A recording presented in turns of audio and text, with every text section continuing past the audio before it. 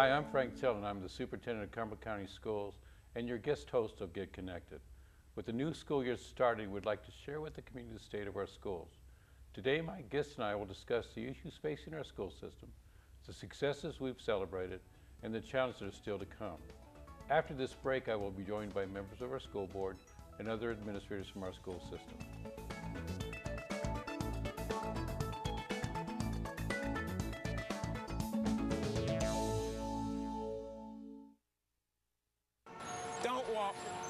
Don't walk, walk. Do not enter. Hot dogs. Definitely like hot dogs. Motorcycle club. Everything must go. Ghostly ghouls. Don't look at that, Teddy. Body piercing. Ouch. Everyday moments can become teaching moments because learning starts long before school does. Give your child the start they need at bornlearning.org.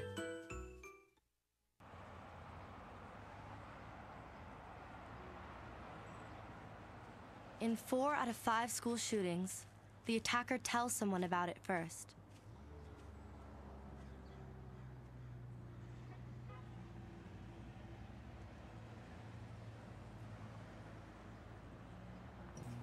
Call 1-866-SPEAK-UP to report a weapon threat at school.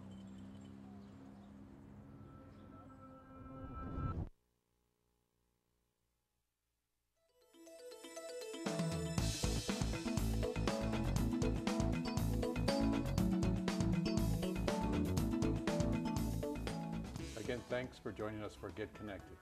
Today we'll be discussing the state of the Cumberland County Schools. Joining me is Dr. James McLauchlin, Cumberland County School Board member, Mr. Kevin Coleman, Executive Director of Technology, and Mr. Ricky Lopes, Associate Superintendent of Business Service. Dr. McLauchlin, Kevin, and Ricky, welcome.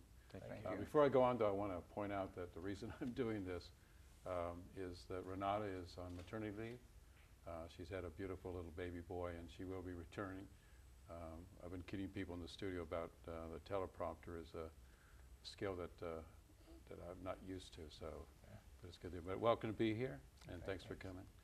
Dr. McLauchlin, as a board member, tell us a little bit about the last year we had from a board perspective and some of the things you're hoping to see as we go into this current year. Well, thank you, Dr. Teal. We are, as board members, we're very, very happy with the Cumberland County school system and the direction we're going.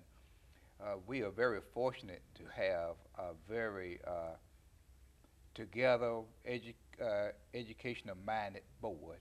We don't agree on everything, but we do agree on the direction that we're going, and we are very supportive of the staff. We have a very good staff. Your leadership and all your associates, superintendents, and other leaders, we are very, very pleased with the direction. We're looking at our scores, and we're moving forward. Some of the ideas we have put forward, like, for example, we just talked about looking at the expected growth and things we are planning to do with that for each child, make sure that all children are educated. So we are pleased. So we are looking forward to the work that's done over at the Benjamin Martin, and hopefully we're going to get it open pretty soon. If not by school time, shortly thereafter. We are looking at the work done at the New Century Middle School, and we're just very excited about Cumberland County, and the board members express their views and saying that we're very happy with the system. Yeah, I can tell you as a superintendent, as I travel and talk to friends from other states, I'm very pleased with the relationship the board has with the staff. We're not spending any time in a conflict or whatever, and we've got some pushing together on some good things, and we'll talk about that. Let me go over here to Ricky, because one of the things the board has not been concerned about from a local point of view, but from just a general revenue point of view, is the budget. There's been a lot in the paper, back and forth state. Can you give us an update as to what was the final results of the budget and what are we looking at for next year? Sure. At the state level, the economy didn't pick up as fast as we would have liked, and so obviously the revenues were down. And then you had a different ideology about taxes as far as the state was concerned. So as a result, the state funding for education went down. And our challenge early on was trying to guess what that reduction was going to be, because we were supposed to have a budget prepared before the state budget was done. And so as a result, we had to go through several allotments and make some changes, whether it be administrative positions, central office positions, teachers, teacher assistants. And so we cut in excess of 300 positions as a result of these state changes. The other factor that wasn't talked about quite as much was that the federal funds expired this year. And so we had some stimulus dollars that allowed us to retain positions the last couple of years that are not there anymore. So the combination of those two things required us to make some changes that we didn't like to make, but we tried to keep everybody informed, that the principals, the board, so they would know what was going on. And unfortunately, we did have to make some cuts, but it was as a result of those two major factors. Isn't it true that even though we've made cuts, because of the support we have of our county commissioners and the leadership you have, the board, that our class size is still smaller than the state average? Yes, there's a class size average that the state uses that they want us to maintain. And before this past year, of course, we were able to had real good class size averages. And even after these cuts, we were able to stay within that parameter. And mentioning the county commissioners, they've done us very well the last several years. And where other places have had to take cuts locally, we've been able to maintain and in some cases even increase our local funding. So we did have that stabilization in our budget, as opposed to the reductions in the state and federal budget. And again, I want to, as Dr. McLauchlin has talked about, our staff, Ricky, is nicely in the state known. And so whenever the legislator wanted a question about the budget, Ricky is the man they call, and we appreciate his leadership in that. Thank you. There is a big pot of money, though, that sometimes confuse people, because they will say to us, how could we possibly do something negative, or why didn't we use that money? That was our race to the top money. And that was all part of an initiative that from the state of North Carolina, that we got a little over $8 million to do some things. And one of the big pieces that we had was technology. And so, Kevin, kind of go back for the person who doesn't know what we started with, because all of us here can start from this point on, but bring them up to date where we started and where we're at now and where we're going in the future. Okay. As you had said, our federal grant, our Race to the Top, that money was allocated to us, as you just said, and that money has to be used on certain things, staffing not being one of them. But one thing that we're fortunate with the support of our board and superintendent is that we're able to spend a good portion of that on technology. So what does that mean? It means that up until this point, we've had computers in classrooms, but the computers have already been hardwired and they had some real age on them, and we had some situations where we had computers that needed to be replaced. What the Race to the Top federal grant is allowing us to do is to put wireless internet in all of our schools, so that our teachers can now unplug the machines, use them in a mobile fashion. Our students will also have machines, many of them. So all of our certified staff in Cumberland County are receiving laptops for the first time. And we look at it as just giving them a tool to do their job. It's going to open doors for collaboration between teachers. It's going to open doors for them to be able to go into the classroom and use their mobile technology to help further education for students, but also putting technology in students' hand that they don't have to be tied to the back of the room to a hardwired older desktop. Now they'll have machines they can use at their desk, and our teachers are excited, our administrators are excited.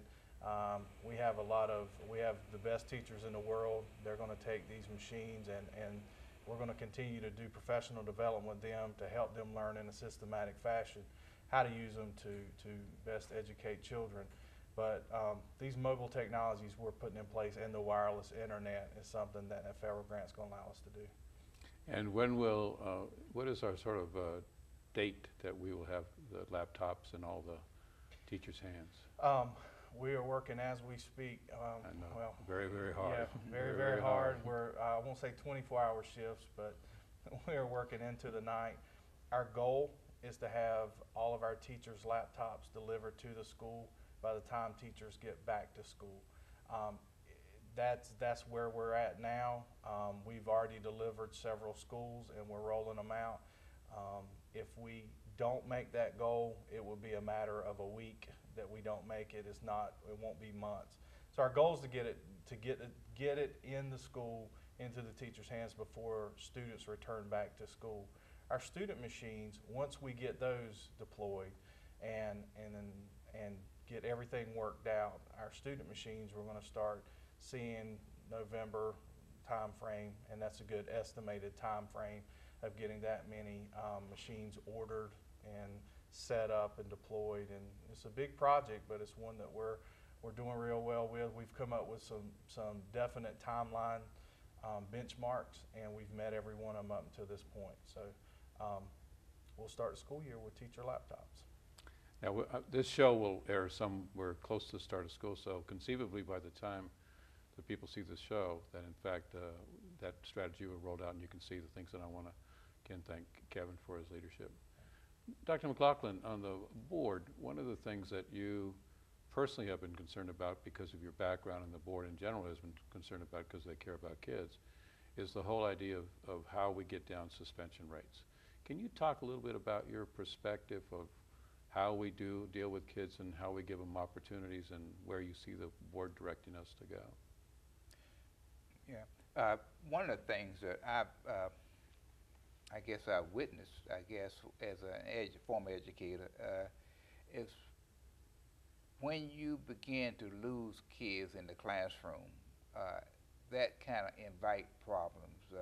That's why it's so important that when we talk about keeping all the kids along with you, when we talk about making each child in the classroom making progress and having achievement, because when you start losing them, I can almost imagine if I was sitting in the class and everyone was speaking Greek, and I don't understand it, and I just become disillusioned, and then I start doing other things. So I think that's important, that we need to make sure that the kids are, I guess, academically challenged, and they'll continue to improve. And I think that a lot of discipline problems will go away. Not all, but a lot of them will. But what we're doing now is we're making an attempt to, through Dr. Black and Natasha Scott and others, doing some things to try to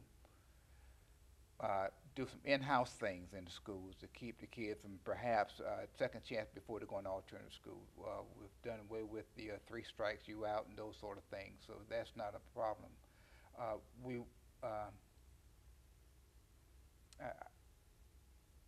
One of the things, other things we've done, and I'm just kind of throw this in there.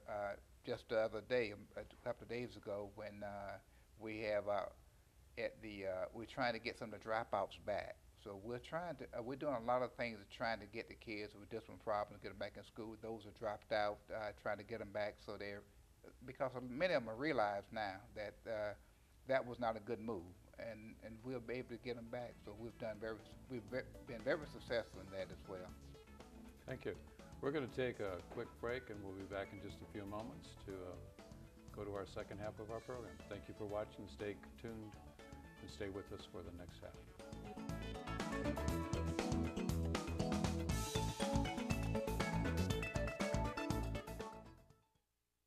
Take my hand and start a brand new day, and together as one we'll start to see some change. Underneath everything we are, underneath everything we do, we are all people, connected, interdependent, united. And when we reach out a hand to one, we can influence the condition of all. That's what it means to live united. I'm a single mother of 2 kids. I work a lot. We do miss a lot. He dropped off for a whole month. Sometimes I would talk to him and he wouldn't even turn around and look at me. I just get frustrated because in any way that I talk to him, it just doesn't go through his head. I didn't give up because there's always hope. Give your teen the boost they need to graduate. Call 1-877-4A-KID or join us at boostup.org for tips and advice.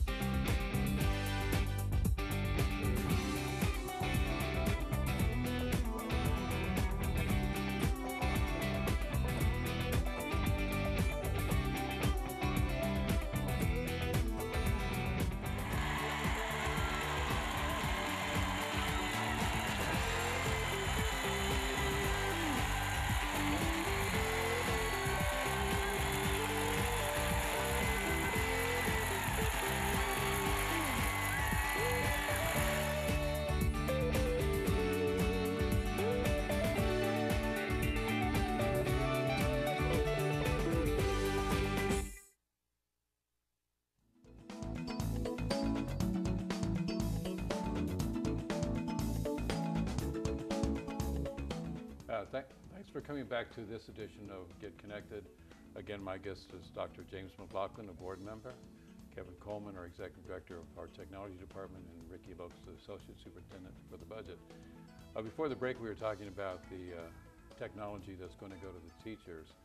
Say a little bit more about what's going to go to the children, our students, through our Race to the Top plan. Okay. We're presently testing out different machines, getting the right machine that's going to fit our children. We've had an opportunity to meet with some of our high school SGAs and seniors and get their feedback as well. We're looking to get a netbook or a smaller laptop for our students, that our students and our teacher can interact with each other digitally. And so our ultimate goal is the days of paper and pencil, taking tests and turning it in will then turn into creating a product online and emailing it or somehow digitally submitting that project in, and teachers can check it on their own time. It's a new way of doing school. Now, we're going to distribute these by classroom sets because research shows that if you were to give, for instance, 5 computers to every teacher, then you only have a set of 5 kids in the class with computers, then you're not really changing the way you're doing the business of school through computers. So we're going to be distributing them through classroom sets. Our model for distributing in high school is we're going to distribute by subject area. And once the subject area is determined, those teachers will be given classroom sets of computers that they can use for every student in that class to have a computer, teacher have a computer, and do it that way.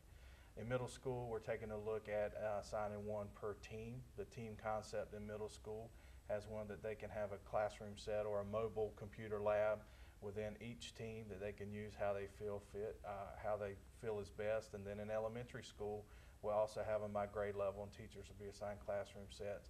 But the more we can get into the schools, the easier it is for teachers to learn how to use them. And we're creating a lot of opportunities through professional development to help support our teachers as we start this journey, because we're all starting a journey together, and we're doing it in such a way that we're all going to learn to do it the right way together. Yeah, I'm excited for what Kevin and his staff's doing, and we're getting great feedback from the principals and the teachers already gone through it, and it's exciting to see people do with technology. And several people have come to me and said, you know, I was afraid to turn this machine on, and now I'm beginning to do it, so it's going to change our classroom and do instruction. Ricky, with the state budget, it's a 2-year budget. So does that mean that for this year and next year that we can be sure of our revenues or be sure of what we're going to get, or do we still have to be cautious about what's going to happen to our budget next year? We still have to be cautious. The second year of our budget actually would cause us to lose another $13.1 million.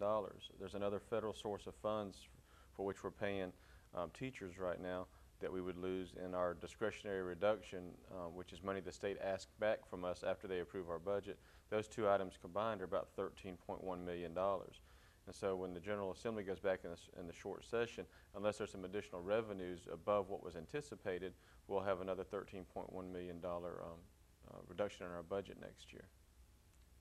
So that would mean that we would have to look at some other things that we would have to bring back to the board for consideration. That's correct. And one of the things we did this year, which we would probably continue for the upcoming year, we started our budget process probably about November, December. Started prioritizing things, determining where were some areas that maybe we could make some cuts. And then we got to the painful cuts, the ones that affect the classroom. And that's where the teachers and the teacher assistants and so forth came in. But those were the last cuts that we approved as a staff, and then of course took back to the board. And so we're hoping that at this time next year we're not having to make the additional cuts. We'll try once again to make that as a last resort, but that is something we'll have to take into consideration this fall as we start the process, is where we'll find the $13.1 million. Now our board accepted the staff's recommendation the other day on driver's training, and I know that's a change in North Carolina because up until this year it was fully funded by the state. Can you, for the person who suddenly is just hearing about where they had counted on it being completely free, can you talk a little bit about what the change is going to be in that? Sure. The driver's ed program has been totally funded with state dollars since its inception. We still maintain our program in-house. We don't contract it out, so it's our employees that are running the driver's ed program. The state cut the funding to the point that we would not be able to guarantee a slot for every person that's eligible. And so the only way to be able to guarantee that and to maintain the operating expenses that are necessary, which even includes buying vehicles, the state allowed us to increase or to charge a fee for the first time of up to $45. And after looking at the numbers, we decided that was probably the only way we were going to be able to maintain the program the way it currently is right now. Last year we went ahead and cut the salaries already by 20% for those folks that are providing the driver's ed program, so we really couldn't go back and ask for them to take a bigger cut, and so the only option that we really had, unfortunately, was to implement the $45 fee for driver's ed. Thank you. Yeah, Dr. McLauchlin, I spoke to the principals yesterday about an upcoming event, the Mayor's Heroes Homecoming, and I referred to the fact that you are a Vietnam vet, and I know you and I have talked about the experience of coming home, and and what we're going to do in November is we're going to do some things around curriculum and some other things such as that. But can you talk and explain to particularly our parents and children why it's important as a school system that although it's been several years since the event that we participate in making sure our heroes are welcome back even though it's been years? Yeah. Well, you know, I firmly believe that academics are very important, but I also believe in addition to math and science, other things are important. And one, I believe that we need to honor those who serve. We live in the greatest nation on earth, and it's not just lucky that we live there. We have a lot of people who sacrificed and died for our freedom. So I think we need to honor those people, and I want to thank the mayor and those for the Vietnam vets. And you probably heard me tell the story of when I came back from Vietnam. It was not a good time to be wearing a uniform. In fact, they would tell us to take your uniform off to travel because you would not be assaulted by someone because it was not a popular war. So I thank the mayor for what it's doing, and I think that it's important that our kids understand the sacrifices that the men and women in uniform make every day. Not only those that lose their lives, but those that are separated from their families. So I think that's a very important part of education, that and the let them know that we are free, but it came at a cost. See, I agree with you, Dr. McLauchlin. I think it's important for our young people because I know that we get rightfully criticized that many of our young people don't know who Dr. King was or things like that. And we need to make sure that we don't lose our history, particularly significance in this community. What we'll be doing as part of that event is we're doing some curriculum, and but there's going to be some great guest speakers in town, and so our children are going to be able to go to hear the guest speakers, including some Medal of Honor winners. There's going to be some displays. We're going to honor every veteran who wants to come to one of our high school football games. We're going to honor them at the football games. My wife always kids me in November, it's too cold to go to a football game, but we'll be there and we'll do that. And then the other thing is, last year, for the first time, and this year we're going to continue, we did a graduation for people who served our country from Vietnam back. So Korean War, World War II, of course, there are no survivors of World War I anymore, but who have served our country, but never got a chance to graduate from high school. And we're on November 12th. We will be doing that ceremony again and giving them an official, it's not a honorary, it's an official high school diploma from Cumberland County Schools, so that'll be something else we'll be advertising. We're rounding down to our last couple of minutes. Ricky, what do you see? You just your last child graduated from Cumberland County Schools on his way to South Carolina. I have to always pause because from the other SC, when I say SC, I want to say things. Tell us from a parent perspective what you see for your son based on his education. Well, I think Cumberland County Schools prepares our kids for that next level, and for that I'm grateful.